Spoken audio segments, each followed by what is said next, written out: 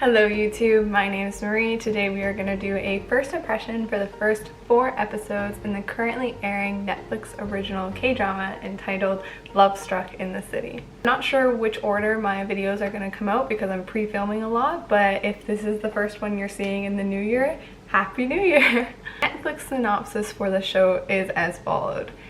Heart stolen by a free-spirited woman after a beachside romance, a passionate architect sets out to reunite with her on the streets of Seoul. While this synopsis is very accurate, it doesn't hint at one of the show's most unique features, which is its narrative structure. So within these first 4 episodes, there's 2 timelines. The first one being like the present day Seoul timeline. And this is edited as like this fun documentary style. We are introduced to quite a large cast. I think there's about 5 of them all at once, and they're all participating in some sort of interview.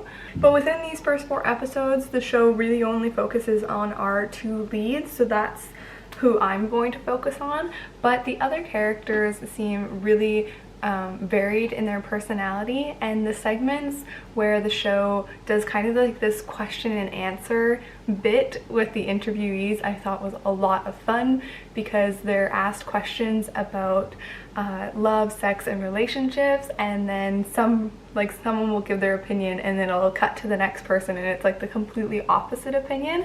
So I found that really engaging, unique, and kind of like a breath of fresh air, because K-dramas, we don't really talk about that sensitive subject matter very much, and so I just thought that was a lot of fun. Now, I know what you're thinking. Is this show primarily filmed like The Office? And that is yes and no. That first timeline, the present day Seoul timeline, most of it is presented through these interviews. But all of the flashbacks are not. And these flashback scenes are beautiful. Throughout these flashbacks, we see our 2 leads, how they met, how they became friends, and then quickly lovers, the fast progression of their relationship as they're both, living on the beach side, surfing, and just being very carefree and free spirits. And everything about these scenes are dreamy and romantic. More than the plot and more than the characters, I was enchanted by the overall look of this drama. Now let's talk about our 2 lead characters, first being our male lead. And honestly, his character doesn't leave very much of an impression. I feel like my liking for his character is truly driven by the actor, and this is a complete return to form for this actor. I really like this actor, but the last couple dramas for me have been misfires, but we won't talk about those. What this character lacks in like personality, the actor's overall aura makes up for it. So it was just like, I'm having a lot of fun watching this actor in a drama that's not awful. Now the female lead, initially I didn't love this character either.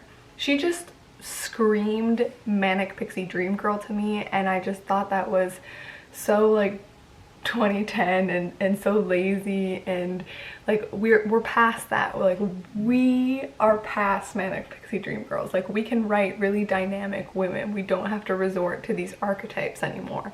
But then I think it was late episode 3 or maybe episode 4 where the perspectives of the episodes switch from driven by our male lead to our female lead, and that's when we get to know a little bit more about her character motivations and her backstory and really like the core of her personality, and I loved it. This character is not who she presents outwardly, and I just thought this revelation to be incredibly relatable. It really fleshed her out. I'm really intrigued to see where this character goes next, because I mean, like, who hasn't wanted to just like go to a new place, have a completely fresh start, and like live their version of their best self? I really loved this choice. So am I gonna keep watching LoveStruck in the City? And that is yes. I am really looking forward to every episode, and when every episode concludes, they're on the shorter side. I think they're like 25 minutes to half an hour each, every time an episode finishes, I'm like, oh, give me more. Like every time I want more. I am really looking forward to learning more about the other interviewees because again, these first 4 episodes have really focused on our 2 leads, which has been a lot of fun, but the little snippets we get from other people definitely intrigue me about their personalities because they seem quite like strong opposite personalities, and I think that could be a lot of fun. I'm also really looking forward to seeing how our leads reconnect in the big city. Like I want to see all the drama and the consequences that are going to unfold. So anyways, that's everything for me. Please let me know down below, as always, what you guys think of this drama if you're watching it or plan to. Have a good day, have a good night, bye!